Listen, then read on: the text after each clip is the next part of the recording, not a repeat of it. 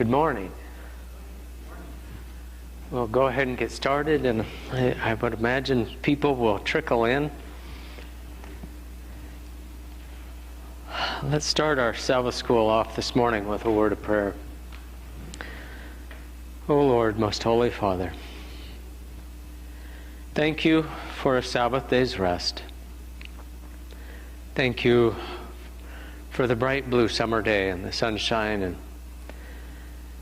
after all the rain and the cold of the spring, thank you for the brightness. And Lord, for the brightness we see in your word in the book of Genesis that we study, that there is hope to come, that it's your hand that's leading, and your purposes will know success.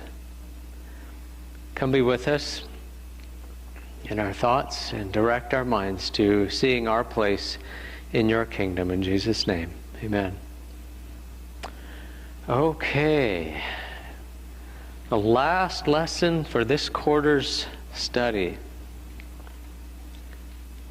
If you've noticed, the last 13 chapters of Genesis, so out of 50 chapters, the last 13 are devoted to the story of Joseph. That's a substantial part of Genesis. Now, why is it, do you think, that God would put 13 chapters, would put the story of Jacob and predominantly Joseph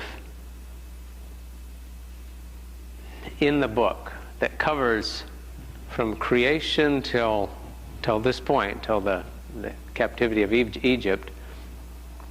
Why so much on this particular story? I mean, certainly there were monumentous events that came earlier in the book of Genesis. For instance, maybe the flood and various other things, but they only get a chapter or two. Here we have 13 chapters. Why do you think that is? Anybody? I think it was to show the history of God's people and how the 12 tribes came about.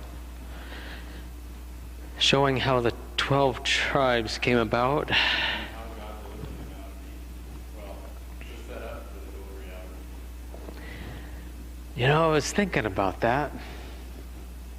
Yeah, you see that whole development of the nation from its very nucleus with Abraham and Isaac and then Jacob and his 12 sons. But we'll explore into that as we go on to the lesson. There are some things that kind of caught my attention. But we want to go to Genesis chapter 46. Start with Genesis 46. That's where our lesson picks up at.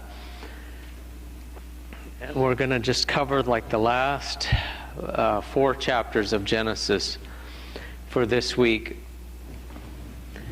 And all of our daily readings are like whole chapters, so we can't read them, and can't do it anyway because my reader is not here today. She's gone over north of Spokane. So I'm just like half an individual here. But looking at chapter 46, Jacob, or Israel, has just been told that Joseph is alive. And not only is he alive, but he's prospering. And not only is he prospering, he's what? Second in command of, at this point, the greatest nation on earth. And how does an old man process that? I mean, it's like for all these years, how long was it since he had seen Joseph as a young stripling boy. 22-ish years. So he arrives in Egypt, he's 130.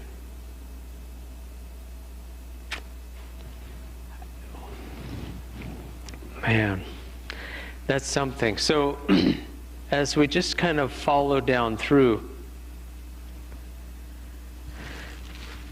just looking at a couple of verses in chapter 46. So Israel took his journey with all that he had and came to Beersheba and offered sacrifices to the God of his father Isaac. And then God spoke to Israel in a vision of the night and said, Jacob, Jacob. And he said, Here am I. Here I am. And he said, I am God, the God of your father. Do not fear to go down into Egypt, for I will make of you a great nation there. I will go down with you to Egypt, and I will also surely bring you up again, and Joseph will put his hands on your eyes. So what is God telling Jacob in that reference?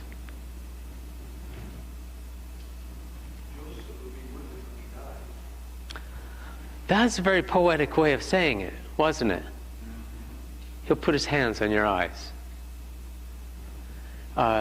So yes, the promise is God would be with him. God would go with him to Egypt. But they wouldn't stay in Egypt forever. Oh, we don't know that yet.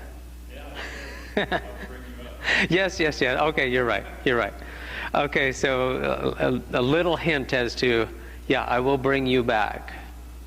Not you personally, but yeah, your children will be brought back. The lesson, again, the guy that wrote the lesson tends to follow this Egypt is bad and always bad kind of thought.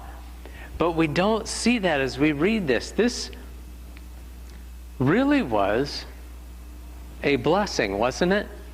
When God sent, and if you've got the extra reading in Spirit of Prophecy, in God's plan to send Jacob and all of his family down to Egypt, if you think about it, there's some absolute brilliance in doing that.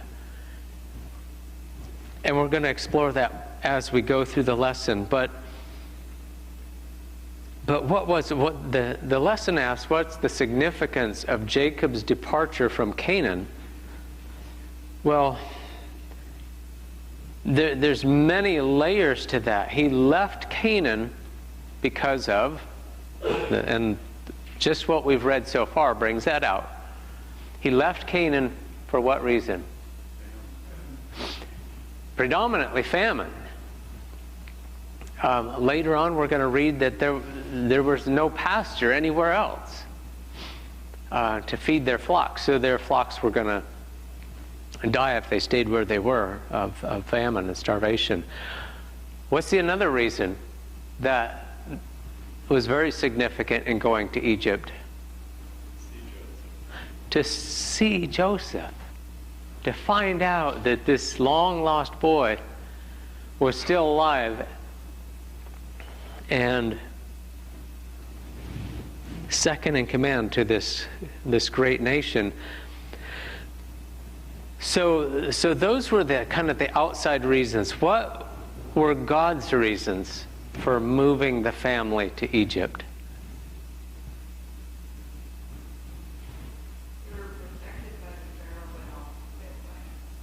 So they were protected and fed. Yeah?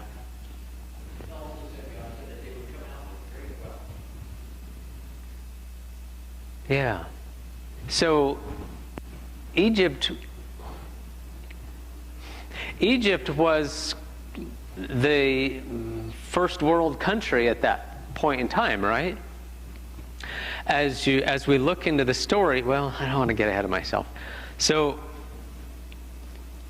God wanted to take them to Egypt. Number one, there's food, there's sustenance there. Number two, there's the conclusion of one of Jacob's greatest heartaches, the loss of Joseph. That gets brought back. But another thing, there's abundance there so that that family could really grow. I mean, just because you have 12 sons doesn't mean you're going to become this great tribe overnight, right? Yeah, Larry. God's reason for bringing them down there. Joseph tells his brothers that it was to preserve their lives. Yeah. When you think about it, Judah was the one through whom Jesus would later be born. So if the family would have been wiped out staying in Canaan, where would the line would have been cut off for Jesus? Yeah. It's amazing how God preserved the people through whom Jesus was born as he looked through Scripture. So, okay, so that makes, you got to understand I'm wired a little bit different. So, yes, God's reasons to get them down into Egypt, we see point by point, and we'll see more as we go through the lesson. So, the great controversy in the family at this time, what was Satan doing to counteract all that God was trying to accomplish? Where was the enemy in this?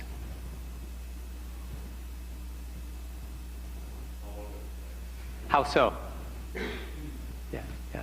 In multiple ways, Satan was working.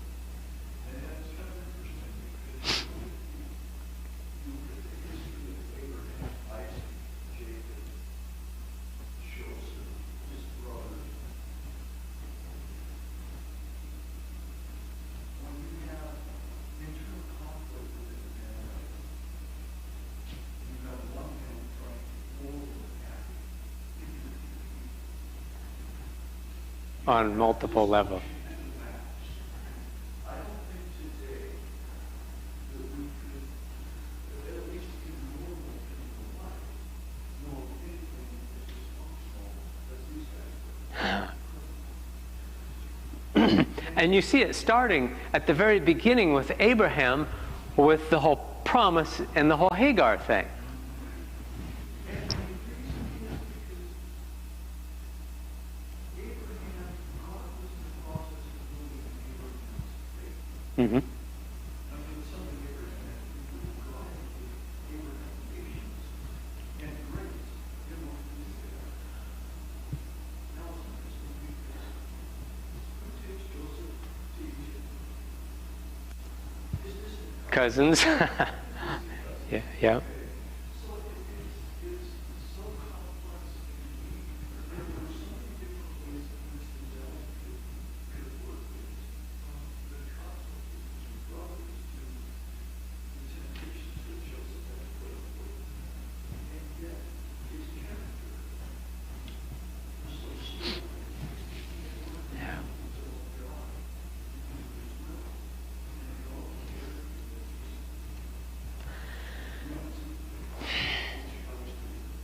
that Have you ever noticed that lessons learned the hard ways are lessons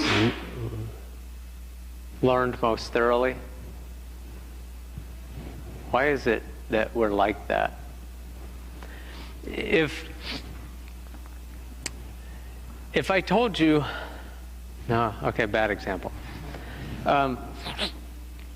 So God and Abraham had a special relationship. The Bible doesn't expound much on it, other than they really, there was a real special relationship there. And God made so many promises to Abraham. He moved him out of his land. You see the whole story of dysfunction. So Satan realizes, I'm sure, very quickly that the promise is going to come through Abraham. So he brings in, by a real fast sleight of hand, I guess, this whole Hagar thing. Isaac kind of does almost the same thing in that he tells a lie, just like his dad. Oh, she's my sister. Well, she is. Well, it was half true with Abraham, right? Was it at all true with Isaac? Would have been cousin, would have been honest. But it was an outright lie. The whole thing with Isaac giving the blessing with Jacob and Esau. Isaac thought he was going to die soon. Remember, we talked about this a week or two ago, but Isaac was only in the very middle of his life. He lived to 180 years old, and he's 90 years old, and he's thinking, I'm going to die, I'm going to bless my... He did that way too early in his life. Had he been walking with God, perhaps God would have said, no, let's wait like another 50, 60 years. It would have worked out much better. So then we get to Jacob, and because of his calculated deception follows him all the rest of his entire life, profoundly. Starting with Leah. But let's go on. Time's going faster than the lesson is. How many people went with Jacob down to Egypt? How many? Well, it depends on where you look in the Bible. In chapter 46, I believe it's saying 70 people. Where are we? 46 verse 27. All the persons of the house of Jacob went down were 70. Yeah, there were probably others in there. So let's go on. Chapter 47. So what's happening in chapter 47? So they get down, they have this reunion. Jacob, can you imagine, finally sees Joseph. The last time he saw Joseph, Joseph was young and wearing a coat of many colors. Now what is Joseph wearing? Think about it. You know that his royal garments, I mean, he probably had some weight in gold on his body at this point in time. And what does it do to us as parents to see your children successful? I mean, apart from knowing they're following God, you know what I'm saying? Apart from that aspect of life, what does it do for you to see your children succeed? It's like, right on, boy or girl. I have boys. But yeah, and so, wow, what did Jacob see? I mean, did he probably didn't even recognize him. Wanda. Would Joseph have been clean shaven?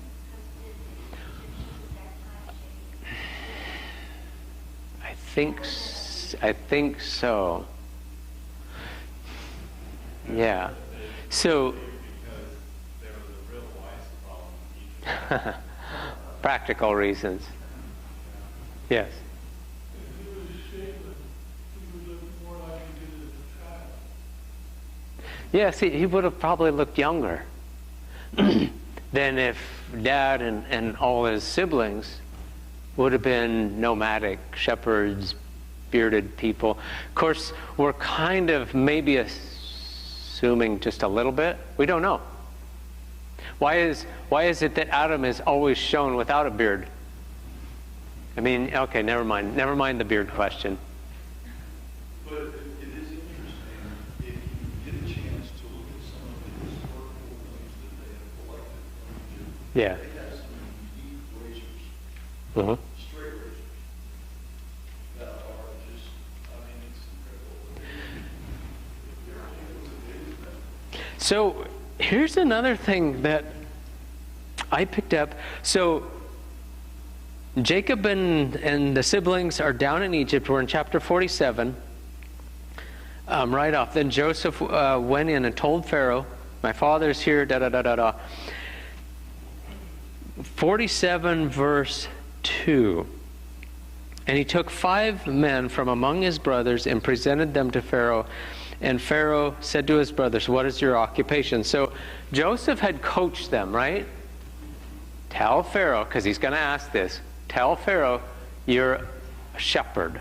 Your business is livestock. Why did Joseph say that? So you would think, well, then that would be a bad thing. Well, then we don't want you here. But it didn't have that effect, right? So why is Joseph telling his brothers, tell them something that they're going to be disgusted about?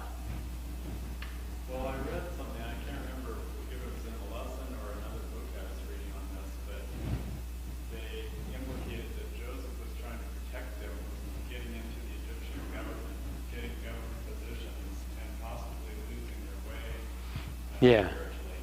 Yeah. Spirit of prophecy talks about that. Yes. I think it also ties into the fact that when you go back to Abraham and Sarah and the issue that came up with Pharaoh back then, that the Egyptians always separated themselves from those of other nationalities. And for whatever reason, it seems like the shepherd should be tied fast basically back to Abraham. Because ever since that experience, they separated, they would mingle and mix with the shepherds. So, even the situation in Joseph's case, his brothers to his house and they said at separate tables. His servants set them at tables. They separated them, so they were considered. Unclean. Yeah. Pharaoh says, what if you have goodness? Yeah. Employ them. Yeah. Dennis, what was it? Did you have a comment, Dennis? Okay. So think about this. The concept of uncleanness, not only on a societal level, maybe in the form of caste, but also there was probably some hygienic reasons as well. As I was going through this, okay, well, first of all, he only takes 5 of his brothers. Why do you think that was? Representative, okay. A what? It wasn't an intimidating mob. Was an intimidating mob. Yes, Dennis? Not to appear as correct. Right. So yeah. Imagine you only have so many palace guards. If you bring in a delegation of 80 people from another country and they're concealed carrying, it could turn bad really fast. So it possibly was that there was a limit as to how many foreigners could be presented at any one particular time in the court of Pharaoh. Even though the text doesn't say that. Doesn't say that, and I'm just speculating that, so we don't take it for word. But I don't know, it would make sense to me that, and then plus again, these are field men. Well, and I think God was trying to keep his people separate from the Egyptians. Exactly. Yeah. Because he didn't want them to intermingle with them. And there Yeah. ended up being a mixed multitude anyway that came out of Egypt. Yes. So perhaps it was that, yes, and following into that, we don't know which 5 came, but it possibly, I wonder if Joseph selected 5 of his brothers that were least likely to be enthralled with the splendor of that environment. Because that messes with people. Have you ever noticed, and this is kind of off topic, but it's not really. Have you ever noticed when somebody dies, the spirit of Christmas shows up really fast. You don't know what I mean by that. People start thinking, I can get something. You know what I'm saying? Have you seen it? And it's terrible. A perfectly good person, they get possessed with, now there's things that are up for grabs. And I've seen just some of the ugliest things. So when the human mind is confronted with wealth, weird things can happen to the psyche. So, but you've got this thing. So it was God's purpose. Think about the brilliance. So God set this thing up centuries before, no doubt. God's people are nomadic. Being nomadic, you're a permanent camper, right? And no doubt they were clean people, they were tidy people, they were still nomadic. But contrast that with Egypt. You don't see anywhere in the Egyptian record here that there was polygamy, do you? We've talked about the idea that the Egyptians were clean shaven. So just kind of put all these details together. Joseph only had one wife. I mean, you'd think that if it was culturally acceptable, that the Pharaoh would have given him everything he would have wanted. But he got one wife. And out of that, 2 children. So you see this. They live in nice, clean houses. They're permanent dwellers. Whereas his family, Jacob and his family, they were nomadic people, wandering. There had to have been a difference in that, living in a tent versus living in a house. The cleanness and tidiness. There was this kind of, do you get what I'm saying? A real difference between their cultures, and how to the Egyptians, they just looked like a bunch of homeless people. And God set that up on purpose so that they wouldn't like each other necessarily. Not hate each other, right? But something in there to keep them separate. Yeah.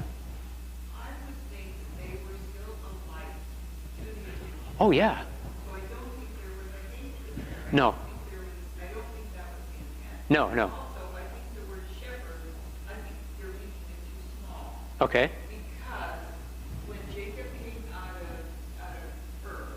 wherever he came from, Yeah. in that area, he had camels, he had goats. He had a lot of stuff. I think shepherd meant herdsman. I don't think it meant sheep. Okay. Much more than sheep. Goats and, well, livestock. Typically livestock, we think of cows and camels and big stuff. Then in verse 6, it says that Pharaoh said if there were any among them to make them rulers over my people. Yeah. So they were given positions. Were horses a big deal at that time? Not mentioned. Egypt had horses. That's interesting. So yeah, they were by no means a ragtag bunch of poverty-stricken. I mean, they were wealthy. But the point is, I guess I'm trying to maybe belabor too much, is culturally, there was this antipathy between them. That was a really good thing, because it kept them from intermingling. So, but they were still alive, primarily because of the influence of Joseph. If all I know is you, and you've got a sterling character, what am I going to assume about your family when I meet them? I think I'm going to like them. David. Really see your point, because later on when they settled in Canaan, what did they want to do? Primarily, they wanted to be like their neighbors, the Ammonites, the Moabites, Oh, and they wanted to worship their God and do like they did. so they had that propensity to wander spiritually. So let's come back to the lesson. So in the latter part of chapter 47, the famine's been going for a couple of years now. And starting in verse 13, so there was no bread. The Egyptians come. Notice what's happening here. In verse 15, Joseph collects how much money? All of it. Even in the land of Canaan. Yeah. But I think we should back up to verses 11 and 12, because Okay. it's interesting to me that Joseph gave them a possession in the land, it says. Yes. Also, it sounds like he gave them their bread. Yeah. Yes. So they didn't have to purchase it like everybody else. So That seems like a spiritual lesson. God supplies us with bread of life. even in Egypt, they were supplied. But yes, going back, the spirit of prophecy says, well, the Bible says, the priests got an allotment, and the children of Israel got an allotment. So they were not taxed, and they were provided for. Because of the generosity, the wisdom, and the connection to God that Joseph had,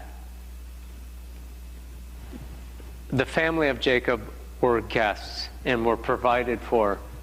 Not only in given the very best land for flocks and herds, land of Goshen, but also rations. They were given all of that.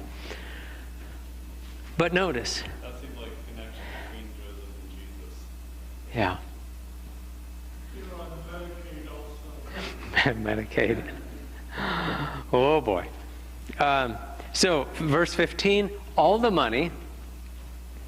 And then in verse 17, what's next? So famine's still going. You've got all our money. Then what did they trade out next? All their livestock. So in exchange for horses, flocks, cattle of the herds, and for donkeys. They exchanged it for bread. Okay, so that lasted, what does it say? For that year. Okay, so where's the reference? Where Joseph says the famine has been going for 2 years. We've got 5 more years. So you figure the money lasted a year-ish. So now we're year 3. Yeah? I don't know if it's still true today, but I mentioned Google could answer the question. Yeah. With the people of Egypt, with Pharaoh owning their land, and their payback was 1/5 of their crops per year. Yeah. I don't know if they still do that. Yeah, who knows?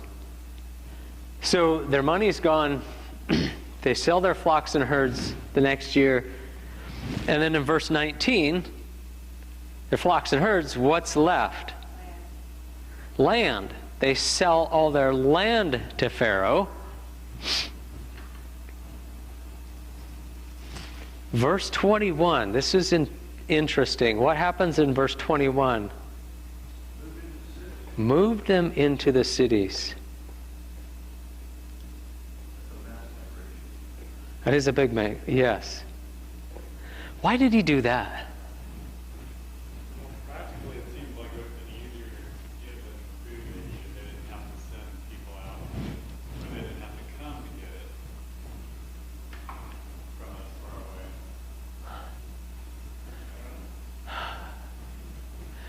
The land needed caretakers. Well, did it during the famine? Well, okay, where's the verse where right in there. Okay, so right in there. Verse 20, where are we? So 23, and Joseph said, yeah, see, they were planting. They just weren't. So when the famine says famine, does that mean zero harvest? I guess we don't know that. Or a very, very meager harvest. If you're bringing in way less than you can survive on, that's famine.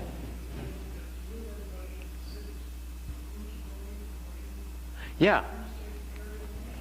Yeah. So, yeah, that seems odd. It had the people, because Joseph had the wisdom, or actually the relationship with God, and God told him about the famine, and so they put the grain from the plentiful years into storehouses, so they had the food from that. Yeah, I said they stockpiled it until it was unmeasurable. Well, was he giving them seed to sow the land the year before the famine ended? Yeah, we kind of don't know, but we see right here they've sold their money, their flocks, their lands, and then they've indentured themselves, right, to the service of Pharaoh.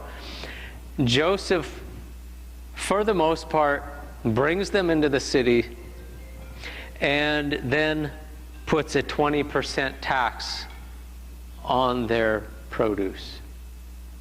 Yeah. Don't you think when he said he brought them into cities, that's where the food was. That's where the storage units were. Yeah, maybe. They should have put more detail in here. Yeah. It is interesting, though, when you look at verse 24 of chapter 47, and it shall come to pass in the harvest that ye shall give up to Pharaoh. Now, in verse 23, though, it says, and Joseph said to the people, I have bought the land, have bought you and your land this day for Pharaoh. Look, here is seed for you, and you shall sow the land. So, Perhaps it was coming to an end. it's interesting because There'd be no point in sowing the land if the famine was going. Yeah. That's always a risk. Do I eat this or do I plant it? You know? Yeah. Yeah. David. If the children of Israel were provided for and the Egyptians were impoverished, it was probably someone sent money against the Jews by the Egyptians. There could have been, Spirit of Prophecy does talk about the Egyptians more or less were grateful. You see them being very submissive to Joseph, even as Joseph institutes this tax, 20%. But he didn't do it for his benefit. No, for Pharaoh. So he was only, he may have instituted the law or suggested it, but Pharaoh's the one that said this law. People in cities are much easier to control. They tend to take up a corporate mentality more so than rural people do.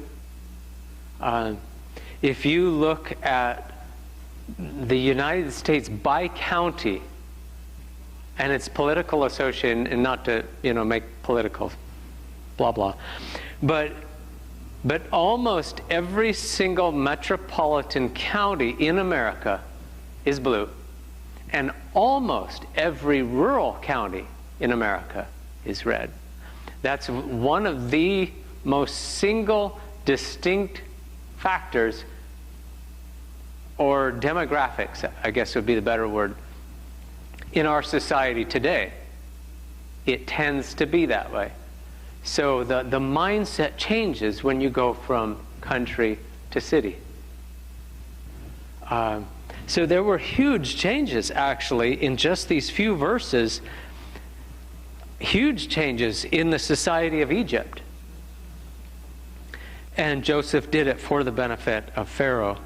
As we go on, since our time is going, chapter 48.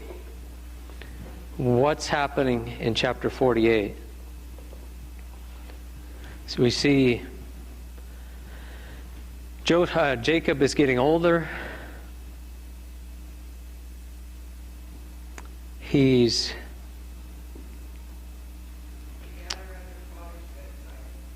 They gather.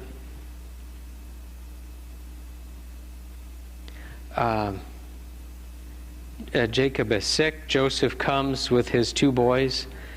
And Jacob blesses his 2 boys and incorporates them into his family. Where is it? Verse 5. As Reuben, where am I here?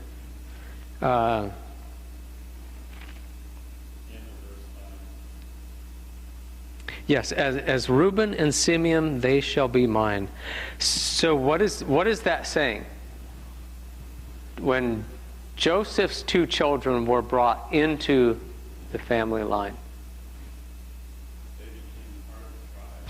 they did. They had an Egyptian mother, but I think Jacob was bringing them into the family line to identify with the family. And being that there was 2 of them, that gave Joseph the double portion of an inheritance. There actually ended up being 13 tribes, but Levi wasn't counted as one of the 12. So, yeah, this intrigued me. Oh, wait a minute, that's 13. But go to Revelation, and there's only 12. So who's missing? The tribe of Dan. Why? What happened in the tribe of Dan? The golden calf, Remember the turning point? the rebellion. So Dan later is missing. But in our lesson for this week, you look at the prophecy of Dan in 49 verse 16.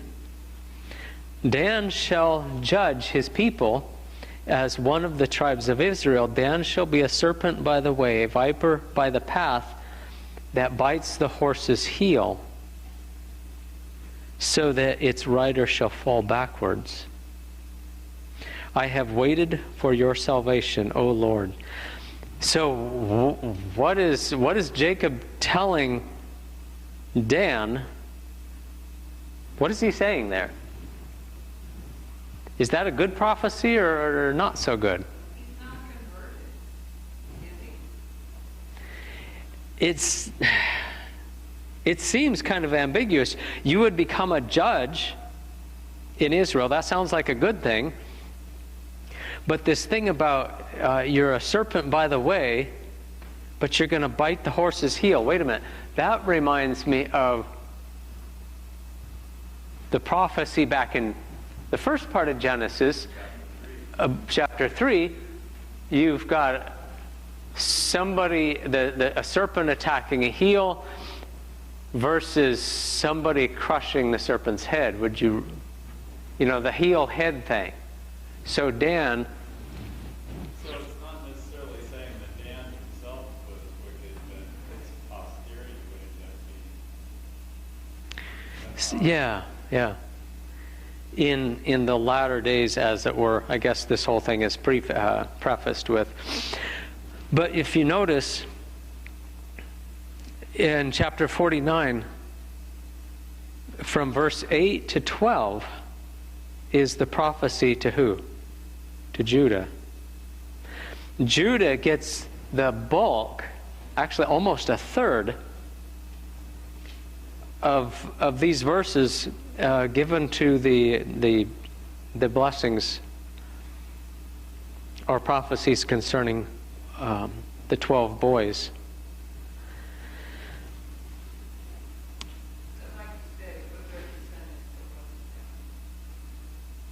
So I think, what can we gather out of this? Were these were prophecies. It wasn't establishing fate, because we don't believe in that concept of fate. These prophecies were based on character traits that were developed, and they were also inspired prophetically as to what they would become. Now, does that lock them into their path? Why not? Never lose the power of choice. God's foreknowledge doesn't mean that Right. it doesn't take away the power of choice. Right. And that's a very important lesson in life for all of us, isn't it? Don't let your past define your future. If I've been a scoundrel and crabby up till now, does that mean I'm going to be like that for the rest of my life? It could, but if I have a decision to make, and I make it and reckon with myself, this has to change, by God's grace, it can change, right? And I find that in our lesson of the last couple of weeks with Joseph's brothers, that Joseph found by the grace of God his brothers to change. Yeah. He's very thankful for that. Yeah. And so it is in a way, a lesson of grace. Yeah. It's interesting because even in the middle of Joseph's story, we find Judah and Tamar. It's really interesting because even with the fact that a lot of Yeah. saving money, Yes. So if you look through all those prophecies, so I just wrote them out. Reuben, Simeon, Levi, their prophecy was basically a negative, a fairly obvious negative, just those three. Issachar was some positive and some negative. Everybody else was remotely positive in the prophetic blessing. Especially Judah. You see the most development with the tribe of Judah being the line that Christ was going to come out of. But this is kind of interesting. Judah takes up the bulk of the prophecy, but look at verse 21. Naphtali is actually the shortest prophecy. And it doesn't even sound like a prophecy. What does it say about Naphtali? Naphtali. He gives goodly words. My Bible says beautiful words. He talks eloquently. What a thing for Dad to notice. He would have been an interesting person to get to know. He was a thinker. And he liked to articulate his words. What does it mean to keep a hind in? I don't know. I was thinking about that. What is a hind? What is a hind? Yeah, my Bible says Naphtali is a deer let loose. Doe, okay. So what's that conveying? Gentle? I was just going to say, it sounds like a free spirit. So he's a sanguine, happy-go-lucky, free spirit, but he's a diplomat. He's good with words. That sounds like a nice kid. I want one of those. Interesting. The biggest and the shortest. As we go on, last 5 minutes, where are we? Last part of 49.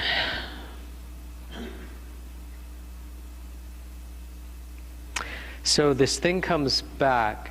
If we look at verse 29, then he charged them and said to them, I am to be gathered to my people. Bury me with my fathers in the cave that is in the field of Ephron the Hittite, in the cave that is in the field of Machpelah, which is before Mamre in the land of Canaan, which Abraham bought with the field from Ephron the Hittite as a possession for a burial place. Notice he says this like 4 different ways, or 4 different times. There they buried Abraham and Sarah. There they buried Isaac and Rebekah, his wife. There I buried Leah. The field and the cave that is there were purchased from the sons of Heth. And when Jacob had finished commanding his sons, he drew his feet up into the bed, breathed his last, and was gathered to his people. So, the close of what seems like a long, weary life. But it closes well, doesn't it? He's in a good house. He's in a good land. He's got all he needs. He's got his son Joseph to brag about, standing near the throne of Egypt. And he sees a different spirit in all of his sons. Although some of them were still a bit cagey.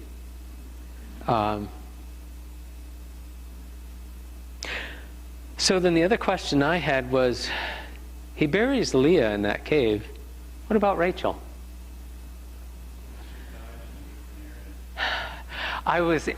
She died in a different area. So I went looking for this, and I went looking on the map. All of 30 miles away. Because she died just outside of Bethlehem. And they keep saying, if you notice, as you've read through this last part, they used a different name, parentheses, which is Bethlehem. And they do that several times. So they're using an old name. Oh, by the way, we know it now as Bethlehem. Why didn't he put, there's no answer to this, but I kind of wondered, why didn't he put Rachel there? Don't know. She was buried on the way. So, the story goes on, last chapter, chapter 50. In chapter 50, we see Joseph embalming Jacob, and then getting permission. So verse 6, 50 verse 6, and Pharaoh said, "Go up, bury your father, as he made you swear." So here's an opportunity. Is Joseph going to come back? That's his land up there, right? That's their family inheritance. And they're not all going. The flocks and the women and children are staying behind. It's interesting to me that in all the Yeah. It wasn't just the family. That's a really big entourage, and you see no evidence of the people of the land of Canaan being intimidated by that. So obviously there was enough communication to recognize this is not a war party, this is not a threat, but it's a funeral train. Well, Canaan owed their lives to Egypt, so. Yes, that's true. So, yeah, the people that had the food, you didn't want to cross them. Very good. I didn't think of that. Yes. also very responsible that the Ishmaelites, the two traders, also carried communication. Could be. So they Yeah. transferred different letters to different people along the routes. And probably went to the Hittites and say, Oh, there's a big group coming, but they're okay. Yeah. Wow. So imagine hundreds of people all coming to bury Jacob. And they were the wealthy. They were the leaders of Egypt coming up to bury him. Our time is up. But I guess throughout this whole story, the thing keeps coming back. Bury me in the land that we're going to eventually come back to. Bury me there. We see the same thing with Joseph, don't we? In the last part of chapter 50, Joseph makes them promise. When I die, take my bones back with you, because the Lord will surely visit you and take you out of Egypt. They became a great nation in Egypt. Well, I just had a thought about Yeah. that, often, Abraham ran ahead of God. Yeah. And Jacob did too when he got the birthright by the seed. And Joseph here, it seems like, or the children of Israel, Joseph had an opportunity here to run ahead of God and say, Yeah. let's be out of Egypt now. Yeah. God had said to Abraham, I think, that they would live there 430 years, or be there 400 years. So apparently Joseph thought we should follow God's plan here. Yes. And notice Joseph said to Pharaoh, please, let me go and I will come back. Wow. I think of all that we can gather out of this. This really is a story of humanity in that we're all captives, aren't we? We're all slaves, as it were, in Egypt, a godless land. We all have some elements of sadness in our own lives to tell, weariness. And God has made the promise to all of us to come out. Come unto me, I will give you rest. So, in some ways, we're all part of this story. We're all living in Egypt. Yes.